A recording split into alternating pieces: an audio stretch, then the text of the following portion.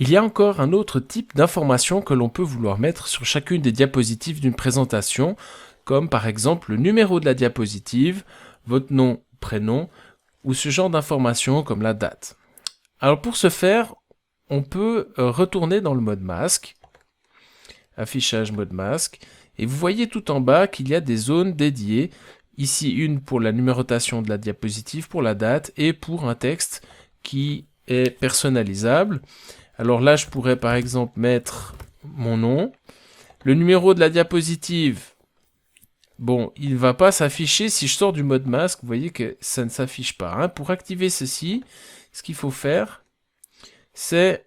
Alors, lorsqu'on ne sait pas où est quelque chose dans PowerPoint, on peut utiliser l'outil rechercher ici. Alors, je vais par exemple mettre pied de page, parce que cette zone en bas, ça s'appelle le pied de page.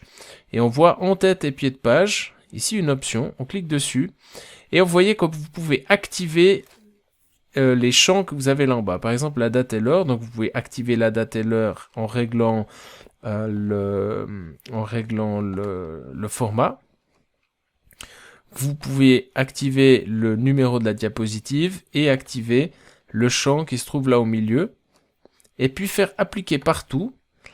Et avec ceci, lorsque je ferme le mode masque, vous allez voir que ces informations sont affichées sur toutes les diapositives, ce qui peut être pratique. Hein. On a le numéro de la diapositive en petit en dessous de chaque diapositive.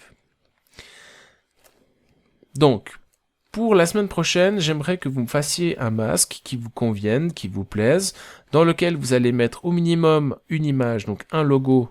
Moi, je vous recommande de mettre celui du Coche du Sud, mettre votre nom et prénom, mettre le numéro de la diapositive, et puis essayer de faire quelque chose qui est un tout petit peu de design. Alors là, j'ai fait quelque chose de très minimaliste, donc essayez de mettre une ou deux formes, éventuellement une image de fond très très douce.